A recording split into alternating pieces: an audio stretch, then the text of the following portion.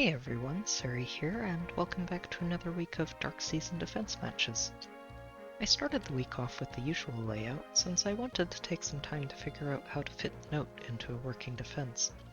I do think this setup is still very solid, and I'm keeping it saved as an option in case my experiments with Note go wrong. It's tricky to approach safely, and Dollywood's reach, along with Farsafe on Felix, makes hitting and running a risky strategy to try. Rashot, Felix, and Bramamond also create a powerful set of mixed threats for any ranged tank to deal with, while Hell and Dollywood's lunges do a great job of disrupting the enemy formation and threatening the defense tiles. It didn't take too long for me to sort out a new defense though, and I ended up using this setup for everything after the first match of the week. I've been wanting to work Harmonic Catria into the defense for a few weeks now, since I think she's a great way to help enable defenses that aren't trying for a turn 1 engagement. I personally try to avoid creating defenses like that. I don't find them fun to play against myself, and I also think it's entirely possible to set up a solid defense without relying on that sort of approach. Catria serves as the team's enabler in this setup, providing the entire team with an orders buff and triangle attack, along with donating defense tactic to the armors and Eldgan. Felix and Zalkias are both using Unity, making the visible buff risk-free, and it even fully mill-approves Eldgan as well. The orders buff makes the AI's movements difficult to predict, especially with Kanto in the mix, while triangle attack gives the team an incredible amount of firepower. It's all fun and games until the Bramamond starts quadding.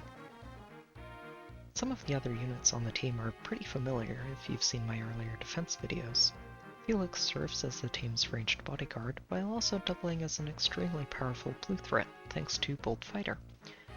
Bramamond, as usual, can single-handedly demolish most opponents, and with triangle attack involved, no follow-up becomes much less of a counter to him.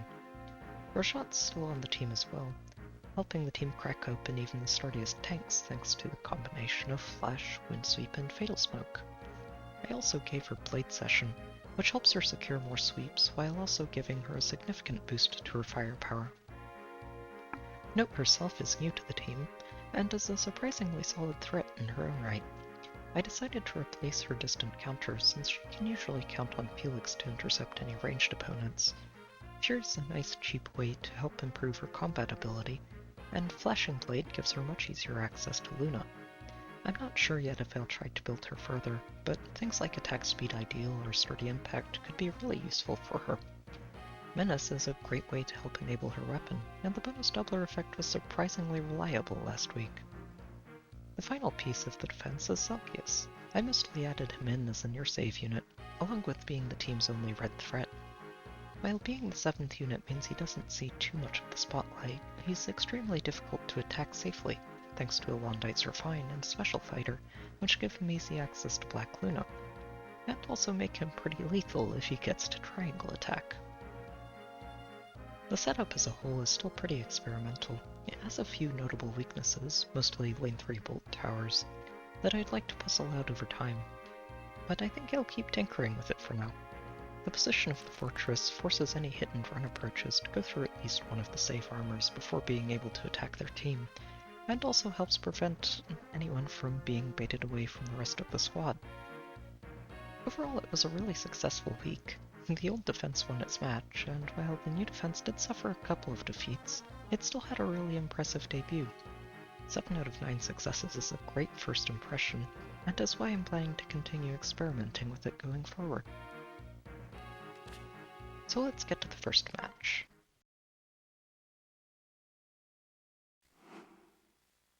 So this was a fun way to start the week off. We brought along a non-bonus week Fallen Edelgard. Even if she's not quite as scary without those bonus stats, she's still very effective and works really well as a frontline tank or Gale Forcer, depending on how you want to use her. Backing her up with Flame gives her even more damage reduction, and it works past the first hit too, which is really good for her. The Gale Force Freya, I think, is missing her Heavy Blade seal, which actually is kind of unfortunate for them in this match. And the Distant Ward plus 6 Lyon was really neat to see. She's got a lot of res, and I think she can actually work pretty well as a backup tank for a mage in the right situation. They take a few turns to get started here. Just clearing out the front of the map before having Flame move up and snipe this catapult.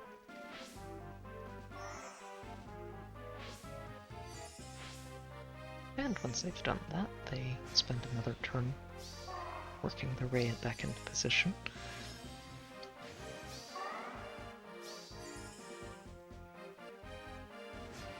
Before they get things started.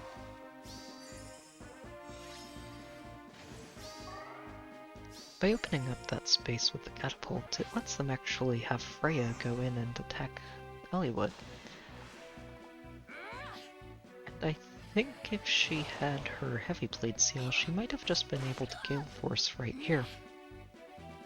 Which would have let her move out and have Fallen Edelgard go in and finish Hollywood off. Unfortunately, it doesn't work out that way.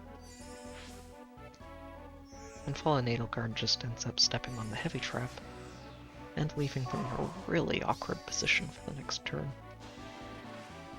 Hollywood has no problems finishing Freya off here, which gives him a Gale Force, and Brownman can step forward to take down Edelgard.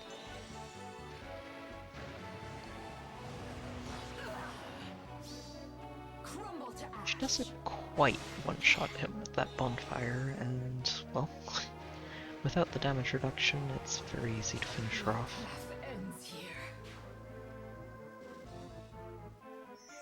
He gets danced, and then Hollywood moves forward, and gives him a jumping point to take down Peony as well.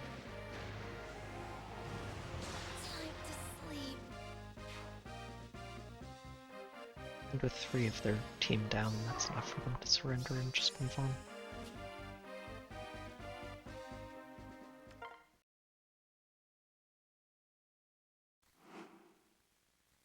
This was a fun way to break in the new defense with not 1 but 2 Edelgards on the offense team. Lyon and Brave Edelgard are both really exceptional tanks on their own, and when they're being buffed by 3 mythics, they get some pretty impressive stat totals to work with, and having both of them on the same team can let you actually split a defense's attention between them if you get to position right. I think it's a pretty solid team, and it probably clears out a lot of defenses without having too many issues, just thanks to the flexibility that the Edelgards offer. They take a turn here just to set up and I think let Edelgard transform before they start things off.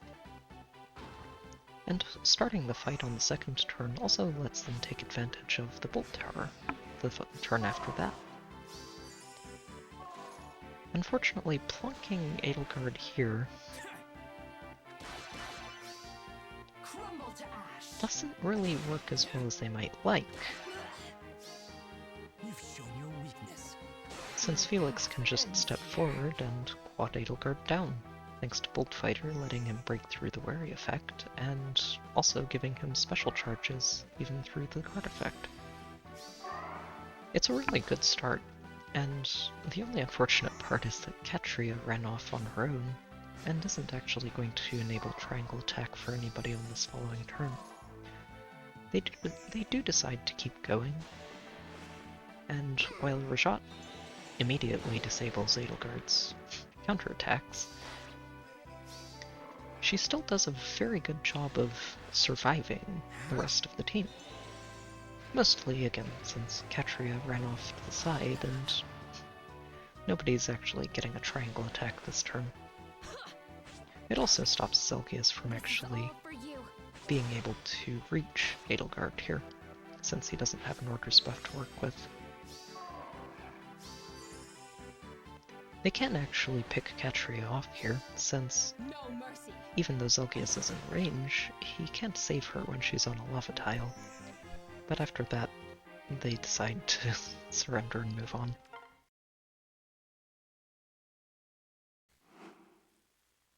This was another fun one to see, mostly because it's pretty rare that I see a maxed out Takumi like this.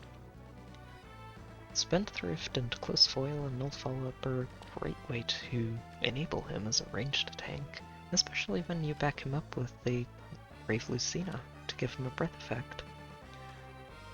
And the Forest has actually got a really neat kit for helping to patch Takumi up if needed, and also provide him with a nearly full set of buffs from anywhere on the map.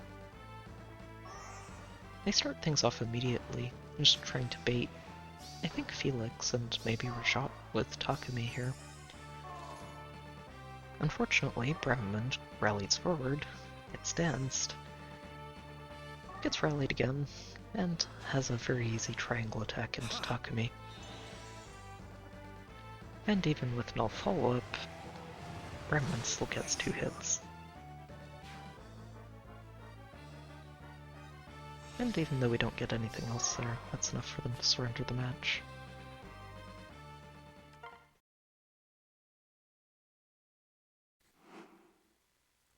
This was another fun one to see.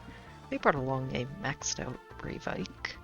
Or nearly maxed. He's missing some Dragon Flowers, but he's still very impressive.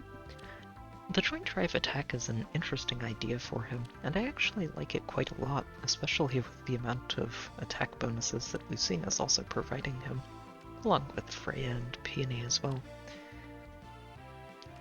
It's an interesting idea and gives him actually quite a bit of one-shot potential, especially with Aether and Irvin, which is a good way to try and get around impact effects that you can't outspeed.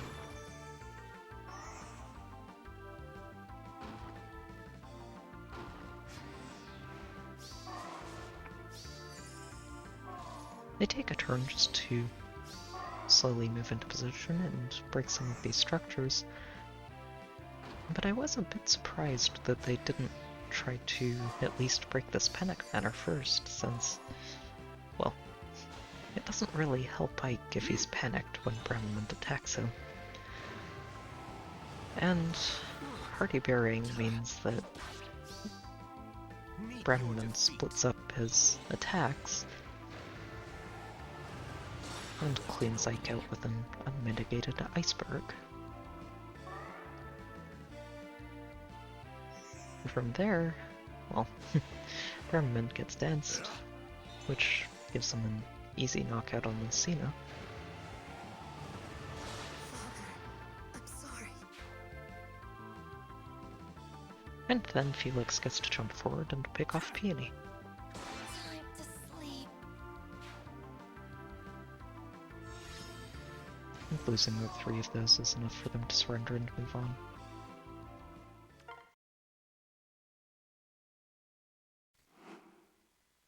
This one was the clean loss of the week, which is always a bit unfortunate to see.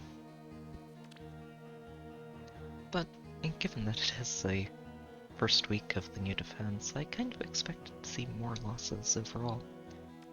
They brought along an in-season legendary Lolina, complemented by the duo Lyn, duo Peony, and a normal Peony, which gives them a pretty incredible number of extractions to work with.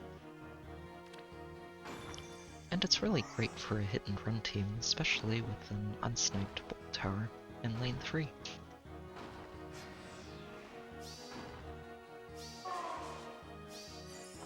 They take a couple of turns here just waiting for their bolt tower while they clean up the structures, and move into position to pick things up.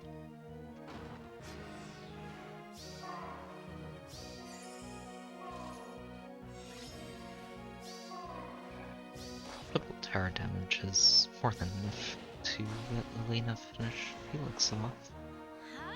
And with Felix out of the way, it's easy for the 2 of them to pick up the team apart.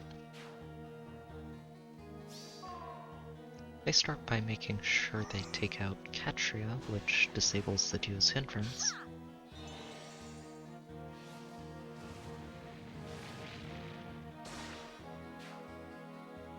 And lets duo Peony use her second dance and give Lolina a 3rd knockout.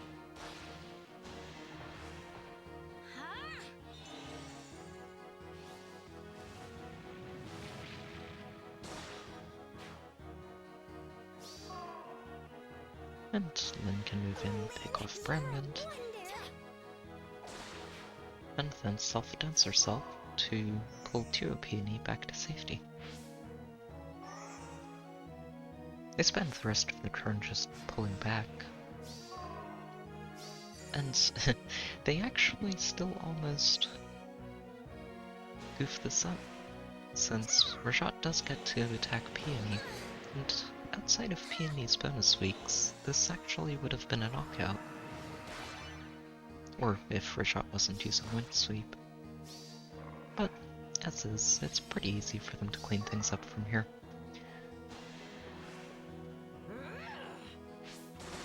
Overall, I don't think I'm too worried about this particular clear. It requires a pretty specific combination of things, and, well, Lilina's not in season every week.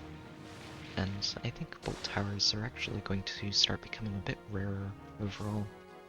Assuming we see a lot more turn 1 defenses. Just because it limits how much space you have to work with against those teams. But we'll see how things go going forward.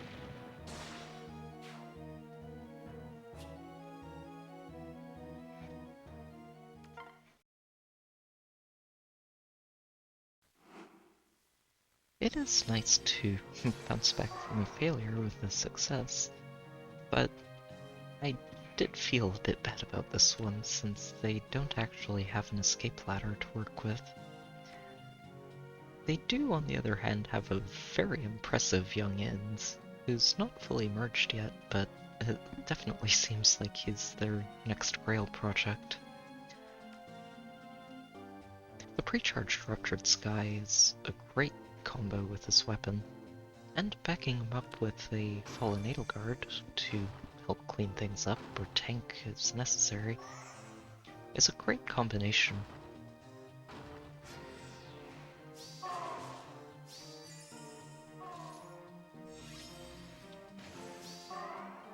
They take a couple of turns just trying to figure out their best approach.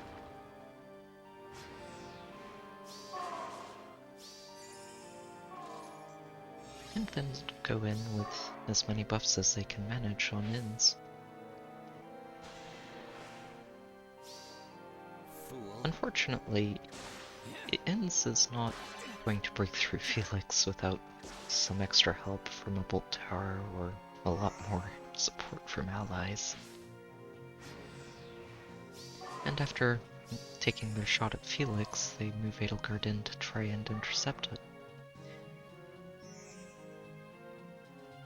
Things don't go so well for them, though.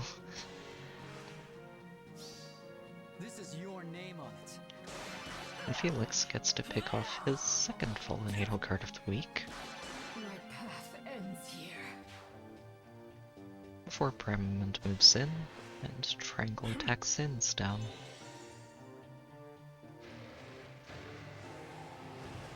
How can this be? The rest of the team can't get in range here, but it's enough for them to surrender the match.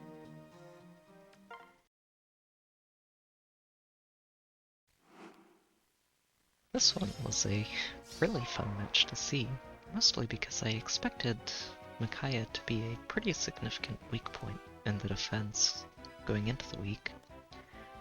And this one's really impressive, fully merged with Unity Null follow-up and backed up by this almost maxed out Lyon.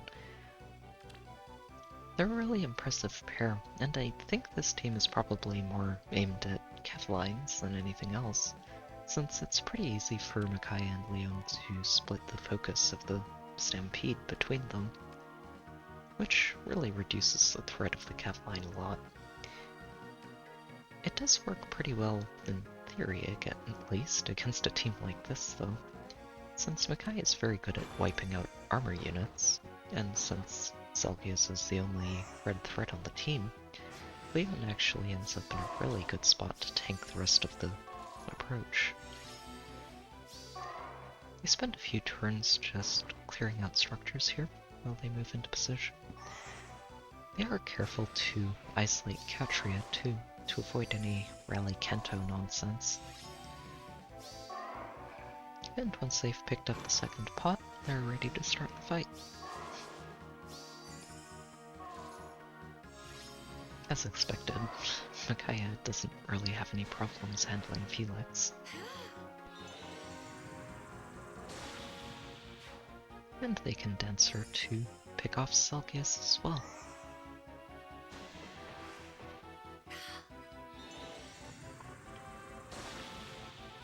And once the armors are out of the way, they pull back and count on Lyon to intercept Bremond.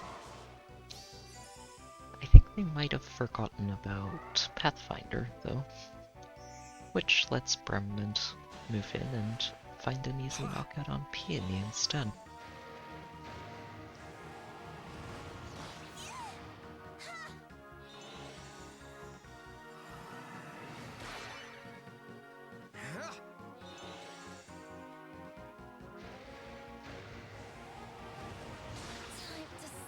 The rest of the team can't quite get range here, and unfortunately, Catria ends up running the wrong way again.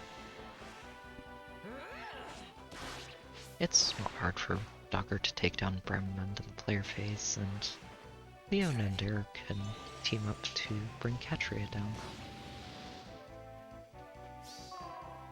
Having distant counter on Dogger gives them a good way to try and just intercept her shots safely while pulling everybody else back.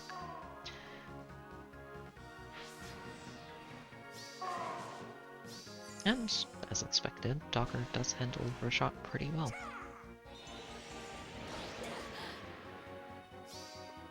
Alright, next. Unfortunately, Note's Pathfinder catches them off guard again, and actually lets Edelgard get a moment in the spotlight by finishing Dogger off.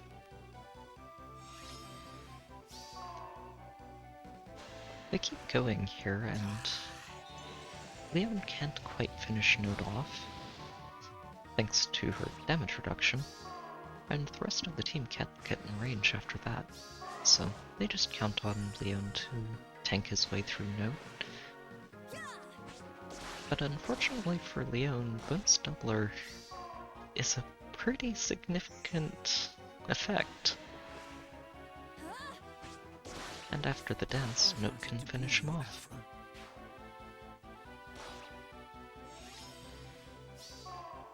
They have Micaiah finish off Note here, I think more as a revenge knockout than anything else at this point.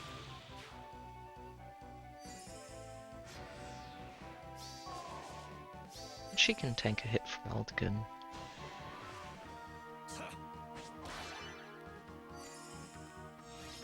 And then after Air does some damage to Edelgard, A merciful death.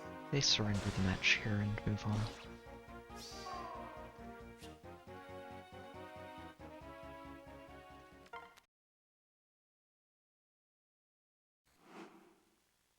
It was interesting to see back-to-back Micaiahs like this. I was kind of hoping to avoid running into too many of her this week, since I do think she's a pretty significant weak point. And they're backing her up with a couple of really impressive units with this Edelgard and Sophia. I do think it's a little odd that Edelgard doesn't have Seal, and they might have forgotten to switch her over to an AR build instead of an arena build. The Sophia is really well built to handle any colorless opponents that Micaiah might not want to handle. And Micaiah herself has actually got a really fun build that lets her handle any Dazzling Staff cavalry or mages in general.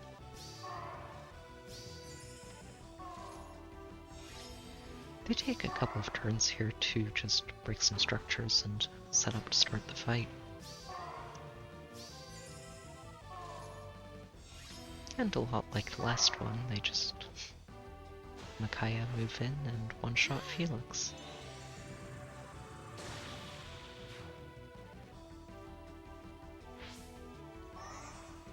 They retreat a little further back than last team too, which I think is a good idea. Unfortunately, though, between the rallies and Note moving forward, Selgius actually gets to warp in and take down Micaiah. A bit of revenge after the last match. That's enough for them to surrender and move on.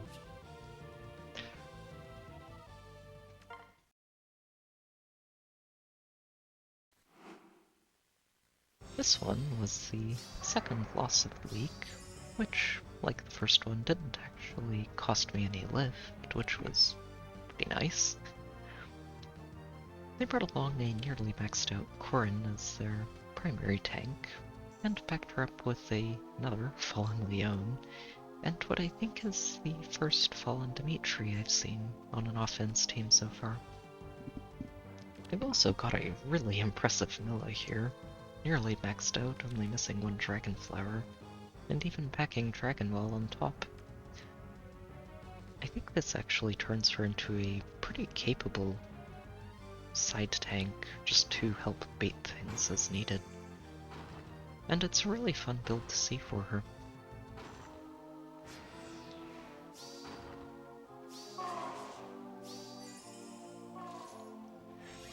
They take a couple of turns here to wait for their Bolt Tower, which, even though it's in lane 5, is still able to clip Selgius.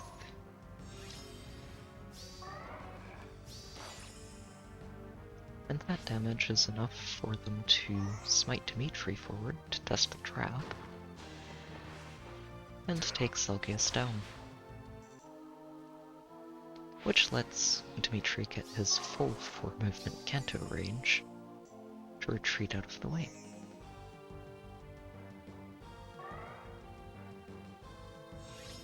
The team doesn't get in range after that, since they did retreat far enough to avoid it. And Dogger can take down Note without too many problems. And they pull back and just let Corin tank the incoming units. Unfortunately, they may have miscalculated a little bit here. And Corin can't quite finish Felix off in one hit. Here, take this. And the guard effect stops negating Fang from recharging, so Felix can wipe her out with the bonfire.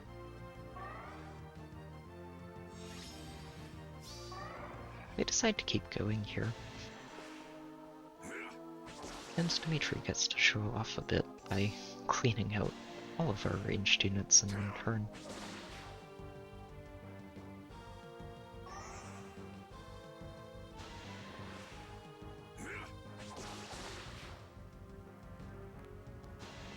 And while Lyon can't finish off Catria here, she isn't in range to actually threaten anything anyway, so...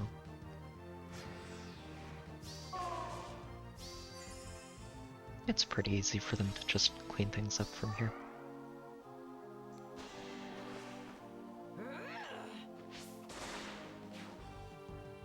This one was a bit unfortunate to see, but a lot like the other loss, it's really just down to the Bolt Tower that's sniped. So, I don't think I'm too worried about it overall, but it's something I'm keeping in mind.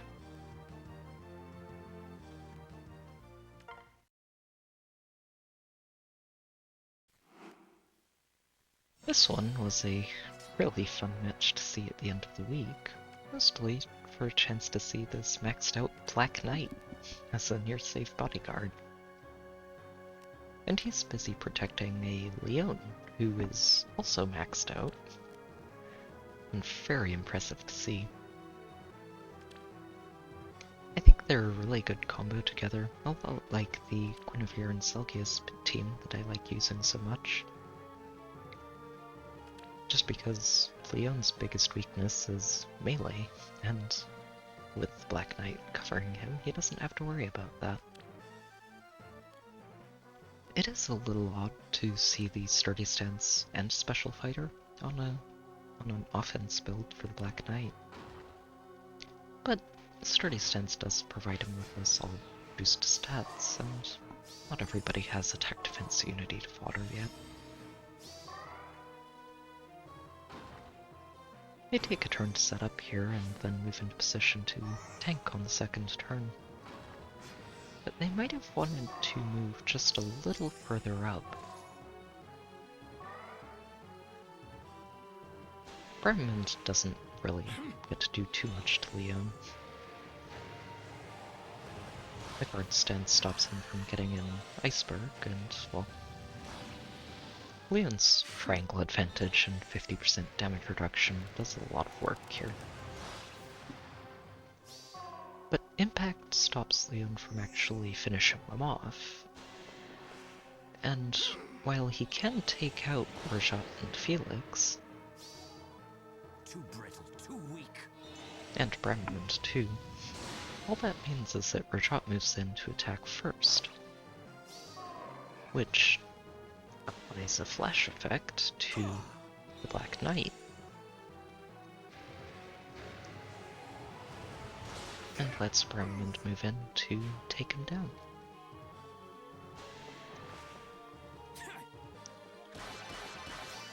And while Felix can't take Lyon down without being able to counterattack, he puts a pretty significant dent into Lyon. And Flashing Blade actually lets Nott finish him I off. wanted to be you, Ephraim. And losing those three is enough for them to surrender the match and move on.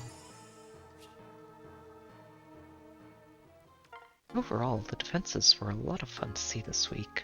It's always good to see a new defense hold up this well, and I think I'll use this as a baseline to tinker with going forward.